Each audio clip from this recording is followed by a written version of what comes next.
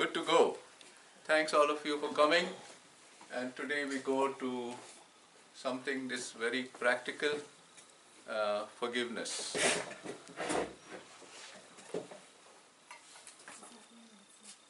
In order to understand forgiveness, I'll have to prepare your heart to accept the teaching because it has practically nothing to do with forgiveness that you know till today.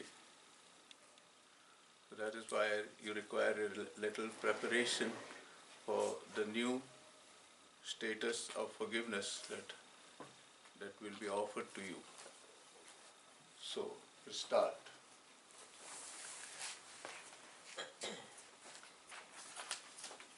Most of my lessons we begin from the teachings of Christ. And so we begin first thing by acknowledging the truth about yourself. So what is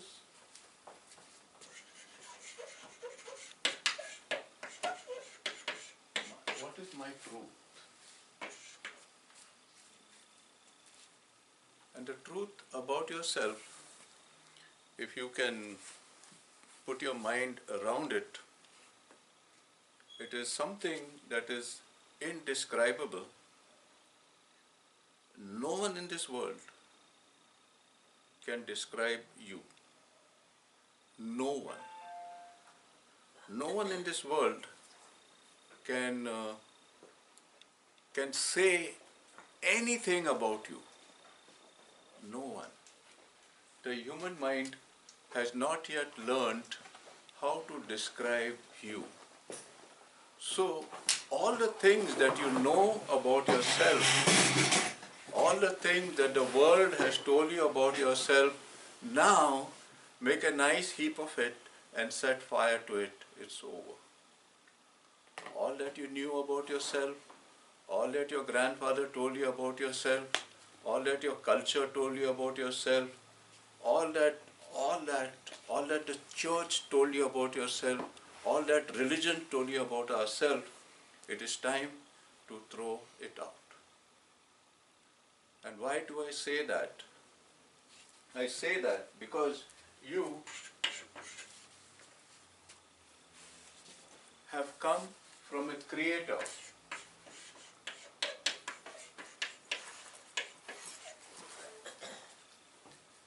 You have come from a creator, from a maker,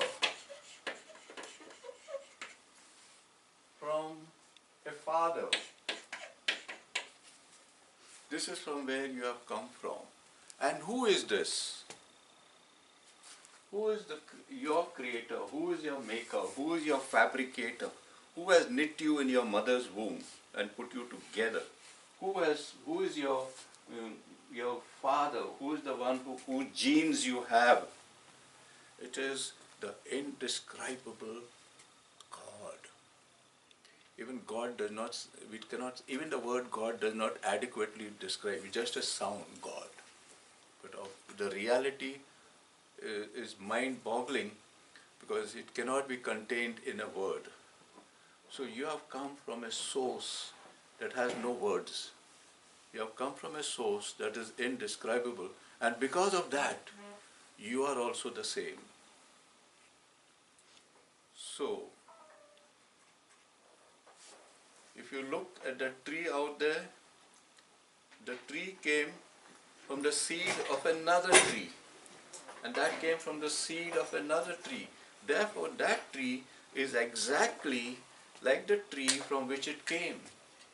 So, a coconut tree cannot produce an oak tree. Mind cannot. And so God cannot produce anything that is not himself. That is the law of nature. Nature produces. A zebra will produce a zebra. A human will produce a human. A goat will produce a goat. A bug will produce a bug. You'll never see a camel producing a donkey. You'll say something wrong over here. So, and yet you and I have accepted the insanity that God can create unlike himself. And so most of us think we are unlike our Creator. We are unlike our Father. We are unlike. And in order to get His love and in order to become like Him, I have to do a lot of things. How can you do a lot of things? Does your daughter have to do a lot of things to be your daughter? She is your daughter. End of story. Does your son have to do anything to be your son? We are God's children. I don't have to do anything to be his child. Period. Period. I don't have to do anything to be his child. Nothing can be taken away from me. Nothing can be added to me. I am created full, perfect, infinite, eternal. You are created just like your Creator. Perfect, infinite, eternal. And Father, that's such, I think, something that is ingrained in us since we were so little. Because even like the other day, my nephew said to me, I gave up meat, not just Fridays, but all of Lent, so God will love me more. Yeah. And I said, no, Christian, He loves you no matter what. He's like, really? I mean, he was like, yeah. you know, so I feel like that's ingrained in our children even for a Yes. young age, that we have to earn Yeah, we have love. to earn God's love. Are you ready, therefore, today to take that whole attitude of earning God's love and dump it out of the highest window you can find? Or just trample it underfoot and say, this, no, I don't have to earn God. I don't have to. I am God's child because I am God's child. I don't have to do anything to become what I already am. That's the foolishness. We are trying to become what we already are.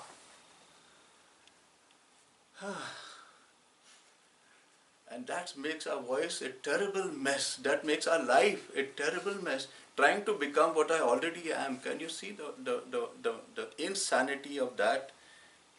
So it's like me. I'm an Indian, and I'm a male.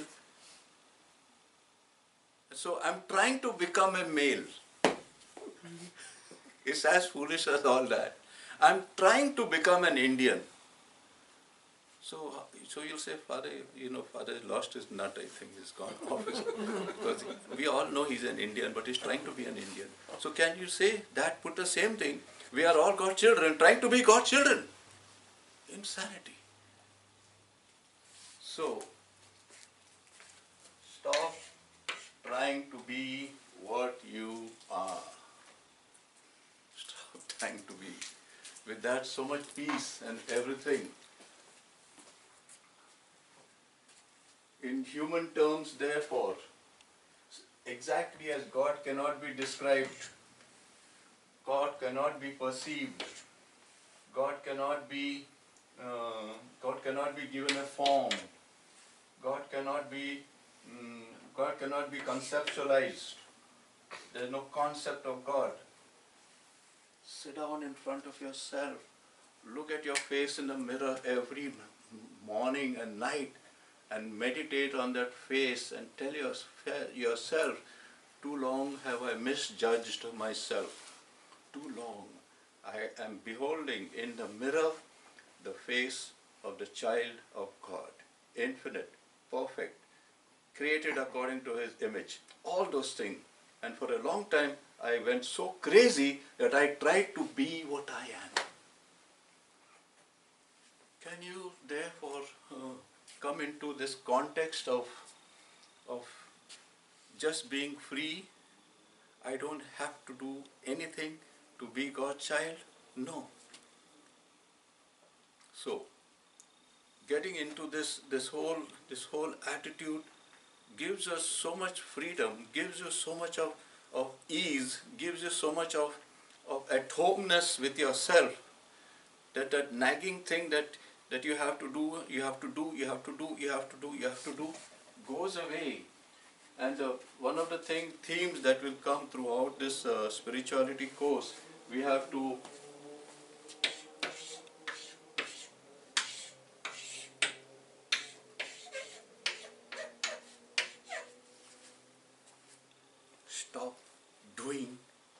He's saying to be what you are, just be what you are. Just be what you are. We are introducing still the topic of forgiveness.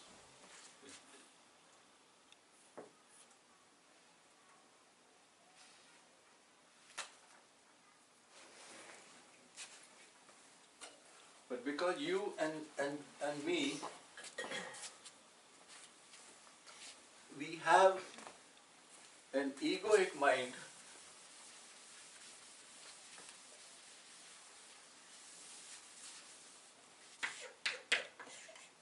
and the egoic mind says you must earn your status. So I have to earn my status, and that's how we go in this world. How do I earn, how do I show him that my status is higher than him? By having a better car than his. So I show him I have a better status than him. How do you show somebody else that you're better than them? By putting them, I went to Harvard and I got my education there. And that's how we go through life, because our status is by what we do. Can you therefore take out this from your list of things that bring you up the ladder of social degree, and come to this? Because this is the foundation of forgiveness. This is the foundation of forgiveness. So therefore, we'll start by saying, do not ever judge yourself by what you do. Judge yourself by who you are. And who you are does not require judgment. Can you judge the child of God? Can you judge God's image? Can you judge? Only on the ego level you can keep on judging and judging till the cows come home. But on the spiritual level, you are just being. You're being that. You're not doing anything. Coming therefore, you are beyond all perception of yourself. Forgiveness now says that Sherry, who's sitting down there, is the same as me. Just as I am created by infinite love, and I am love because I am exactly like my Father from whom I came, she is exactly. Therefore, in every human being, you will begin to see a reflection of yourself in every human being. And if you can, I think for the previous batches, I told them to do this exercise, which I myself was doing. And in my first year, about 9 years ago, I had a treadmill in the rectory, and I used to go on the treadmill, and all the cars that were going there, I used to say, there goes God's child, just like me. There goes God's child, just like me. Another car. There goes 4 people. They are God's children, just like me. I did that for 6 months. Now I don't need to do that. It is automatic. Everyone for me now is automatic. I don't have to force my mind, but I had to change my mind because I was in the egoic status. So with that, my dear friends, that is the foundation of first of all, clear who the heck you are, and accept the beingness of you. Then begin to see your reflection in every human being. And the reflection in every human being is infinite, is perfect, is beautiful, is holy, is compassionate, is eternal. That is where, and so Forgiveness means having an attitude in which you're moving all together right now with the angels of heaven. Right now. You don't have to go to heaven to move about with God's creations. They are here. Do we have to die to go to heaven? You have to die. You right now begin by projecting. Everything that we do is projecting. So if I look at Mr. DeMarco and I say something about, oh, he's, no. So what am I doing? I'm actually projecting what I think I am and making him exactly like me. All our accusations, all our judgments of others are nothing else but a projection of myself. So when I judge anyone, what do? I'm judging myself, because I can only judge you according to who I am. So imagine if I change my perception and if I change my attitude and I be what I am, then I see the child of God exactly like me. I see the child of God. I see. And therefore, as I said, do this practice. As soon as you go on the road or outside, even now you can pass your eyes onto each other and say, okay, he's the son of God, she's the daughter of God, she's the son of God, she's the daughter of God. And that will grow in you till you'll find yourself difficult to say anything else about anybody. Isn't that a fantastic life? You'll have difficulty to say anything else about anybody, no matter what they do.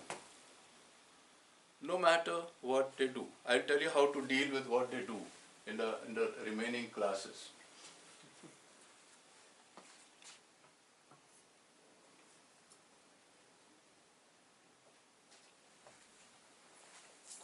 So therefore, you can continue seeing the world and all people in this world from this standpoint, or you can continue to see the world from the being that you really are,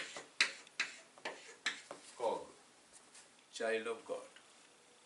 So you can decide to be ego, or you can decide to be a child of God, and then you see them as you are. There's nobody in this world different from you. Nobody. Why? Because they all came from the same source. If you go to the ocean and you take a drop of water, is this drop of water different from all the drops of water, trillions of drops of water in the ocean? It is the same. It is the same. We are all drops of God on this planet, and yet we say each is different, each is different, each is different. And we want to have wars, and we want to have killings, and we have to have all kinds of damage going on everywhere, because I'm the drop of water from the ocean, but you're not from the same ocean. I don't know from which ocean you came, but you're not from there. Insanity. Insanity. Let's stop this insanity, at least among the 10 of us.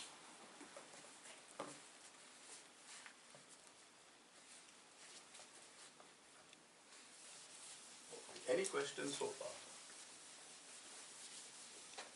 No? Great. Okay.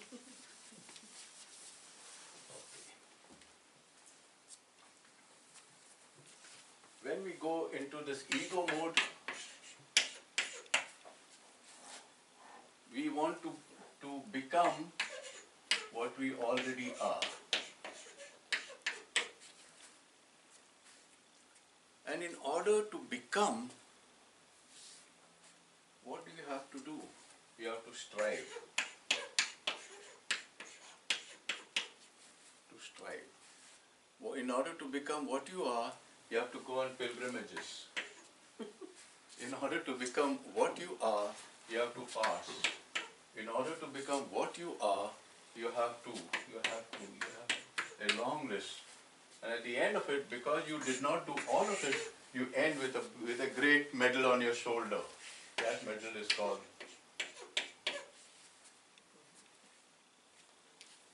Remember this, my dear friends. Guilt is a gift of your ego. The ego wants you to feel guilty and be busy with your life doing something and forgetting who you are. The whole job of the ego, one of the greatest job of the ego is to keep you busy to do something, to strive and strive and strive and strive and still say, you still have a long way to go, okay. And you'll say that till you're 200 years old. So why not say, I'm not going to continue the next 140 years of my life saying that I'm going to strive. Strive.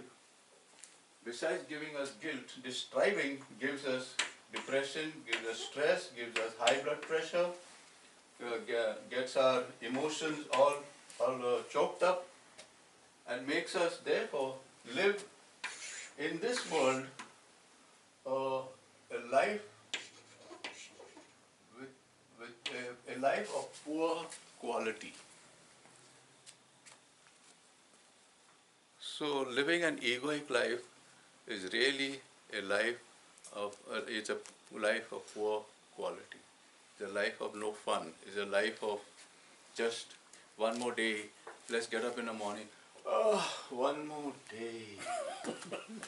And so we go on because of this one more day.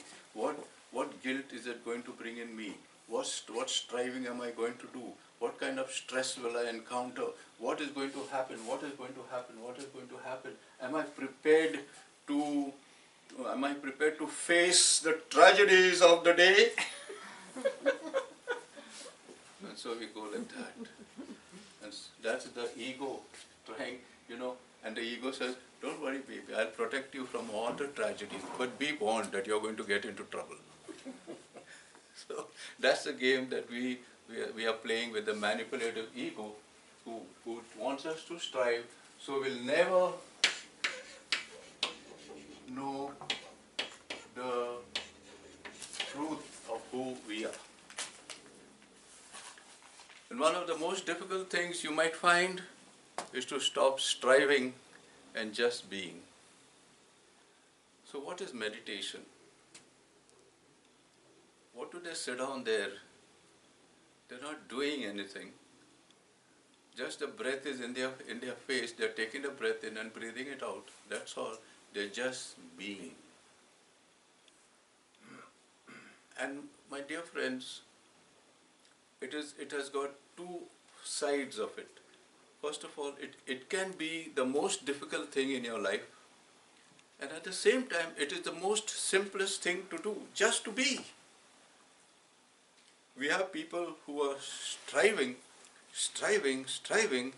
and then they reach the retirement age, and then they are so depressed. Father, I'm going to retire next month. So what? I don't know what to do. Can you see that? That person was a victim of doing.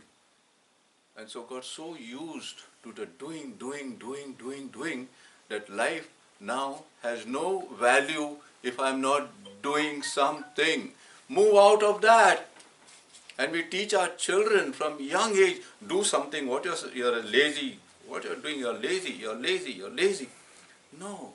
The being yourself is the most active thing you can do. Being yourself. It is not laziness.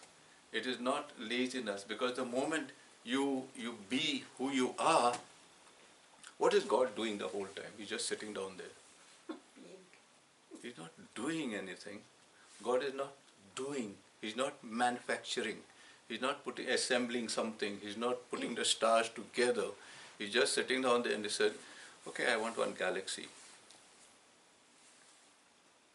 I want another galaxy, or I want what is that? I want another black hole in the sky. He's just being. And once you just be, what happens when you just be? The doing is gone.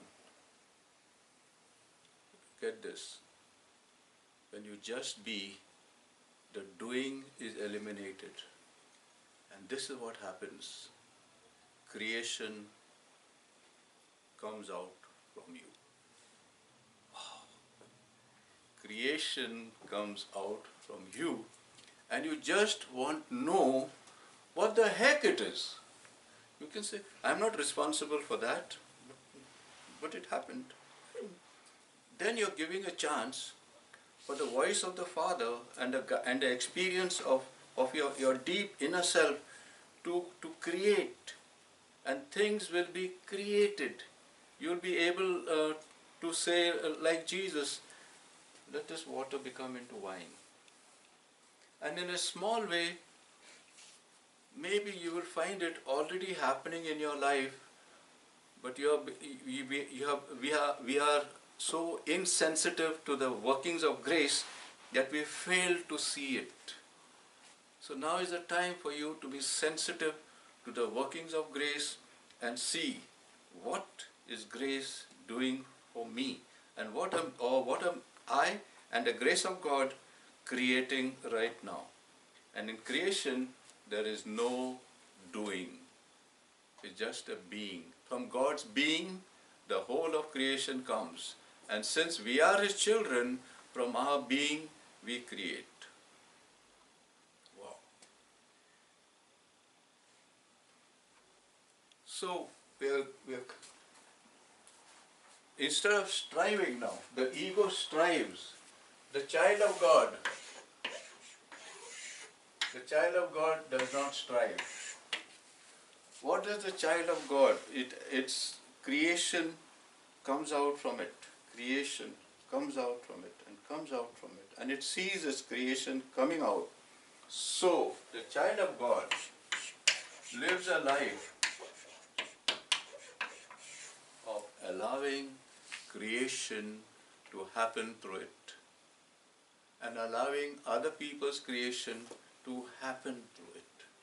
Because they are equally, so I will allow his creation, her creation, her creation. They will allow my creation, and so we will all become co-creators with God right now. That is forgiveness.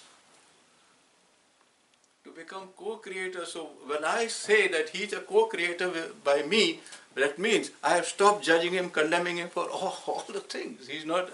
I don't want him to do anything. I rejoice with him because I'm rejoicing myself. So when I rejoice for myself with the grace of God that is poured out in me, and I become therefore an instrument by which creation happens and happens and happens, and I watch that creation happening.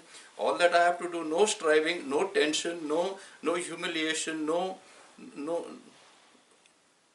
depression, no stress, nothing, just an outpouring of creativeness that comes from us. This therefore is what a child of God is born, is made, and sent into this world to be. Nothing else. So you lead a life of allowing.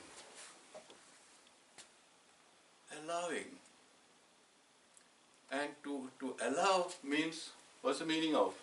So we have that famous Beatles song, let it be, let it be, let it be. And so the beginning of Christianity began with Mary saying, let it be. The angel came and said, okay, you're going to create the Son of God. Fine, okay, let it be. But you'll have a lot of problems. Let it be. You'll have to go to some inn, therefore, and you'll have to go and in a stable.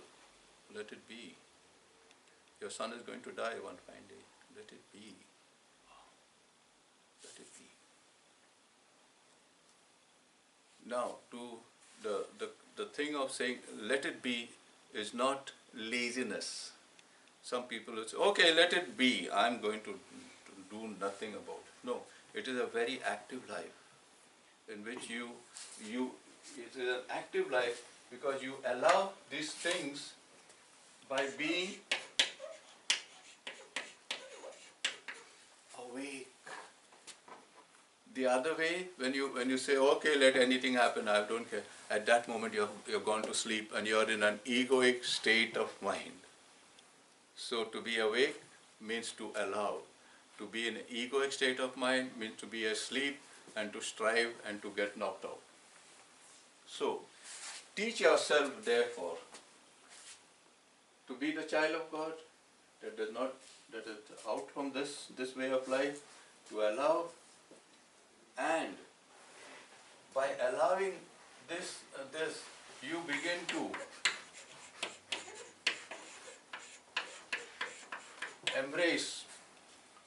to embrace, all people, you begin to embrace all events, you begin to embrace all circumstances, you begin to embrace all happenings, you begin to embrace everything, because if you believe that everything comes from God, then who are you to stop it and say, I don't like this, I don't like that, this is not good and that is not good. You know, you embrace, you live a life of, okay God, what else? My hands are not big enough, you're giving me too much, I must expand, give me bigger hands so I can embrace what is coming. And so learn to embrace. So maybe I told you about that, you get up in the morning and say, oh my gosh, what is this going to be? Oh, so now you get up in the morning, put your legs on the floor and say,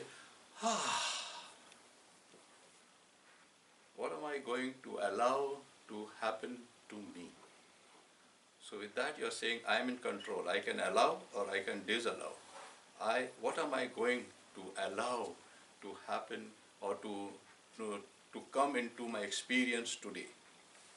And whatever it comes, as it comes, you'll be able to say, this is what I decided to allow in the morning. This is what I decided to allow. This is what I decided to allow. So every time you're confirming what you have already decided, to allow things to go through you.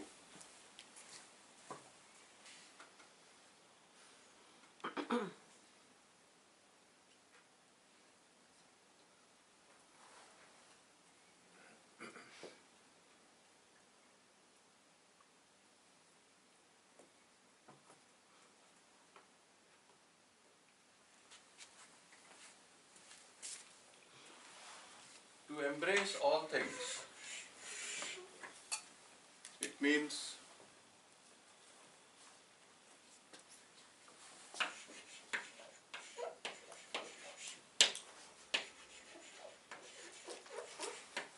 no judgment and no condemnation of anything. Because if you judge and condemn, you're not going to embrace it. The moment you say, this is what I asked for and this is what I decided, I'm going to allow it, and I'm going to allow it, and I'm going to allow it, I'm not going to. So that is the meaning of what, when someone strikes you on one cheek, offer the other one also. Allow that person to strike without judging that person. Because that person who's striking you is the one that you called into your life. You said in the morning, I'm going to allow anything that's going to happen. So life sends you. You said you're going to allow, no, I'm going to send this person to slap you. You said you're going to allow. So are you going to break that and say, no, those are just words, not the reality. So are we ready to do that? Whatever comes, without judging what happens. Somebody insults us, somebody bangs us, somebody shows the finger, somebody does this, somebody does that. We are not going to because we have decided that I'm allowing. I'm allowing. No judging, no condemning anyone. Why? Because now you have the power. You get up in the morning and you say, you know what, I'm going to judge and condemn the whole world. Okay. If anybody is bad, I'm going to say that they are bad. I'm not going to stand for nonsense. No, I'm not that. I may be a child of God, but this thing I can't take it. So you're self-defeating the whole purpose of your decision that you took in the morning. Allow things to be as they are without overlaying them with your own interpretation. As you begin to look upon all things with innocence, a light that you never saw before will begin to shine in your presence. And tomorrow I'm showing a video, a PowerPoint presentation on you belong to the light. And I'm opening it to you if you want to come. Only tomorrow, because it practically touches this topic, but in a much deeper sense. So if you want, you can come. Others, you'll see it next year.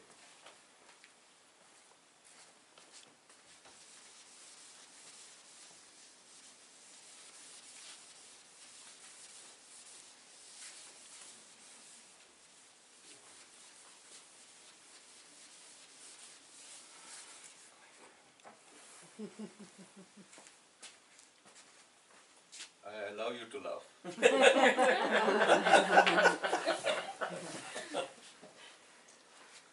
So here now we are coming to forgiveness.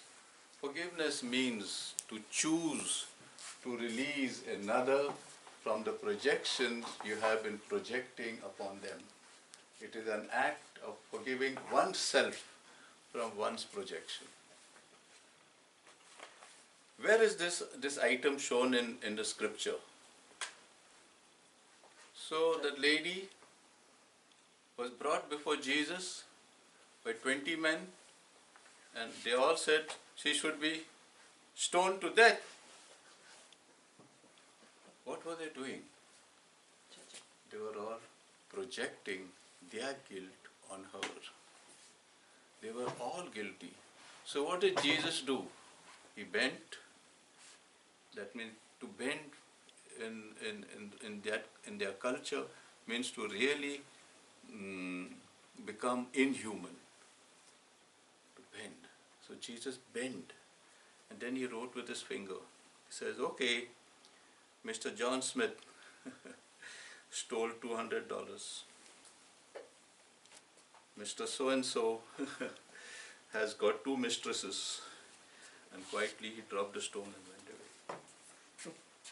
So he wrote on the ground their names and what they were doing, and quietly they threw the stones away and left that woman alone. So, my dear friends, as long as we are judging and condemning others, we are like those men projecting our guilt on somebody else. And it is a supremely moment of freedom when you don't project anything on anyone. So what is forgiveness? Forgiveness means to stop projecting. It has nothing to do with the other person. The moment I stop projecting, I forgive him. What does mean forgive? So far I was projecting my guilt, my fears, my sins on him. So now I remove that projection, and the moment I remove that projection, what do I see? I see the child of God. That is forgiveness. That is, he hasn't to do anything to attain my forgiveness.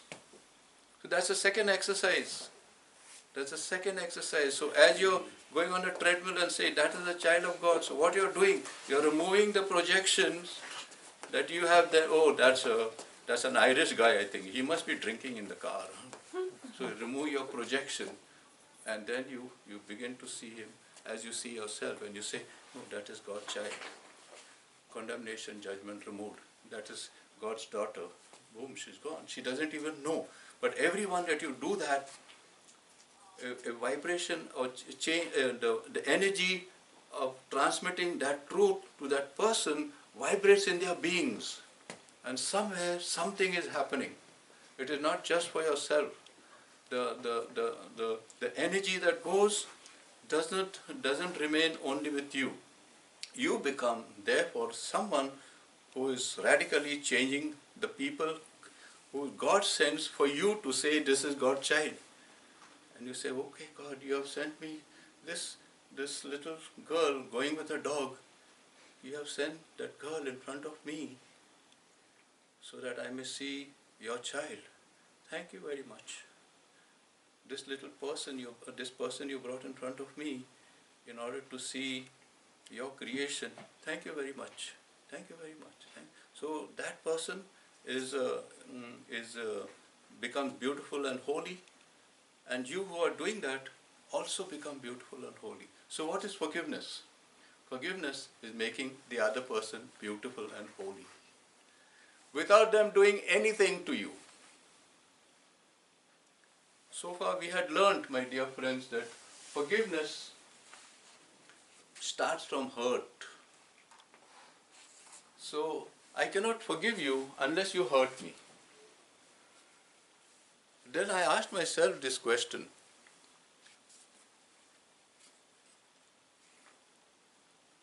Does God forgive me because because I hurt him?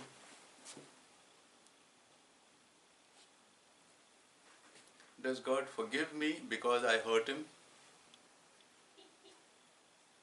Because if I hurt him, then I'm greater than him. Because only someone greater than God can hurt him.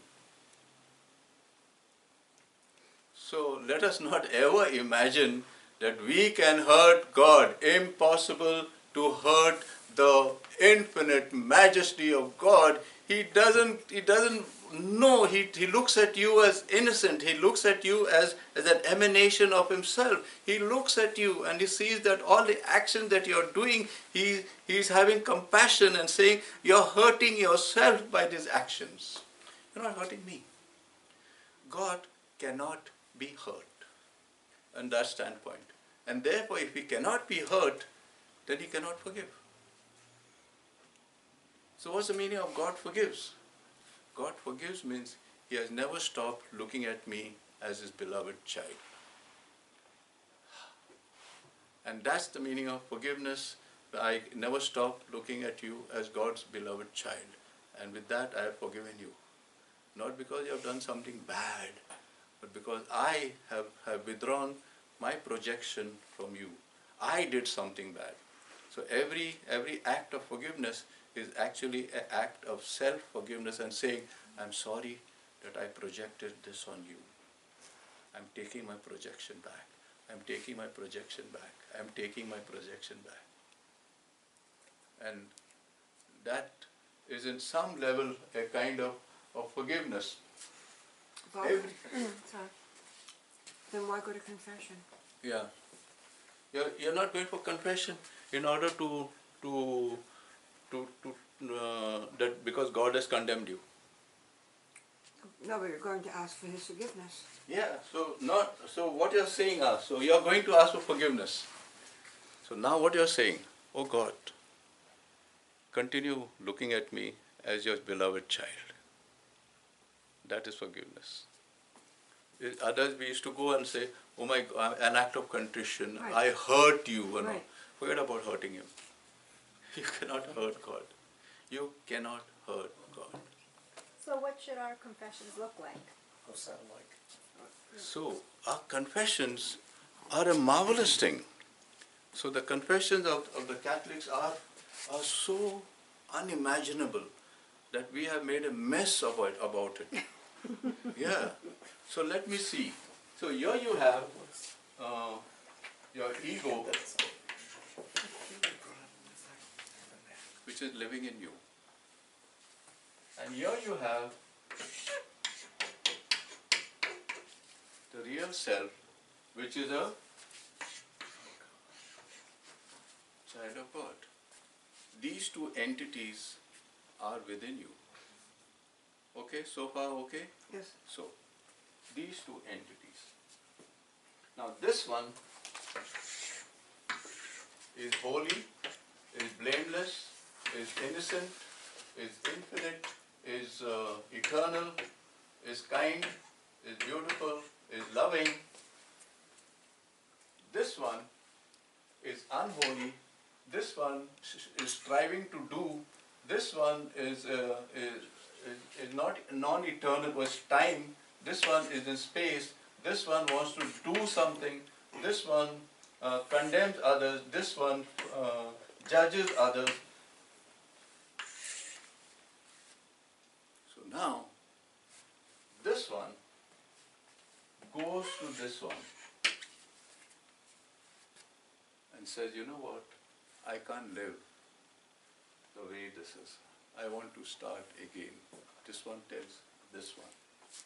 They're both the same person.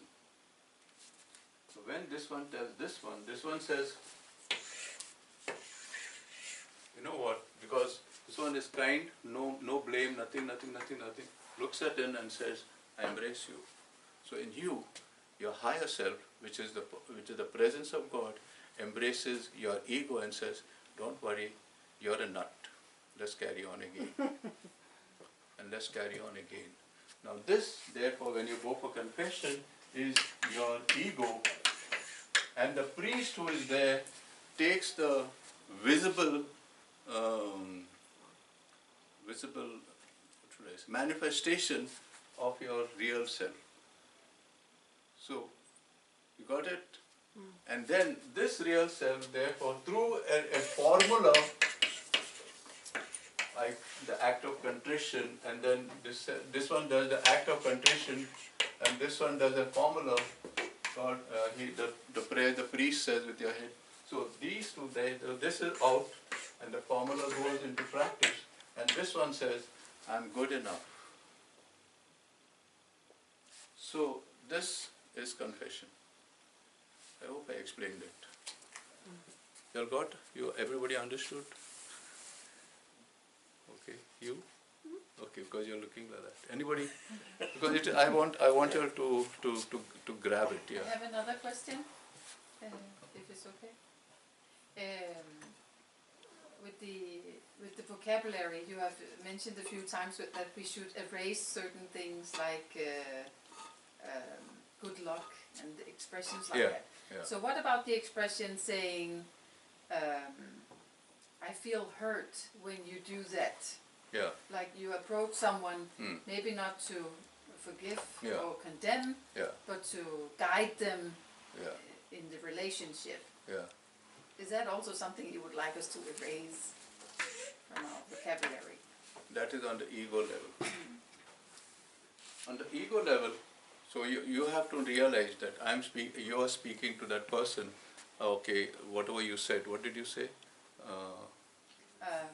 I hurt. I feel hurt. I feel hurt. Yeah, The reason I'm asking is because Yeah. my daughter said this the other day to me. I feel hurt because somebody said something to me, and I didn't know how to respond. Yeah. So good. So now you feel hurt on this level. So your daughter, whoever it is, when they feel hurt, they say, I feel hurt. You have to at once take her here. So baby, you realize who you are. You're a piece of God. And then you know who's your real originator, who's your creator. Not me, not the man who, or not your father, not your earthly father. We have come from another father, and this is the father I have come from, and the father that whom you have come from is infinite, eternal, blue, all that. And my dear baby, if you if you allow yourself to become the child of this and believe that you are a child of this, you cannot get hurt. So, therefore, and I tell that now I'm in the process of hearing the confession of all the children of the CCD before the Easter. So they also come with all this. So I tell them, said, who you are. Today I went to one class. I said, from where did you all come? And everybody said from where they came. I said, no, but before that, from where did that tree come?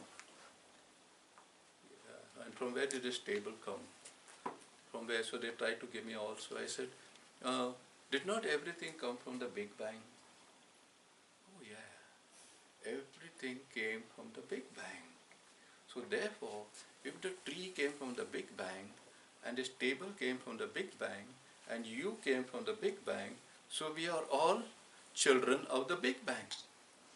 Everything is the same, except that Big Bang is come out in the stars, it has come out in the sun, it has come out in the bug, it has come out in the alligator, but it is the same Big Bang 13 billion years ago that set in motion the creation of everything. So now let us go before that. But who made the Big Bang? God. Okay. God made the Big Bang. So therefore the Big Bang came from God. And the Big Bang, all these things came from there. So therefore, who am I? And what are everything in this thing? Then they began to, oh, Big Bang, Big Bang. In your class, you got, yeah, I went to his class, so we went. So then somehow they got it in their brain. So we are all come from the same source, from the same. Therefore, forgiveness is not a big joke and not a big burden. It's an easy thing for us to. So if you believe that you are a child of God, sincerely believe that, you can never be hurt. Because that's the nature. The nature is not to be hurt. Anybody else? How does this apply if you take it to an extreme situation, like physical abuse or something? Okay, that is a good question. So this is what I tell people. If there is an abuse, let me ask you another question.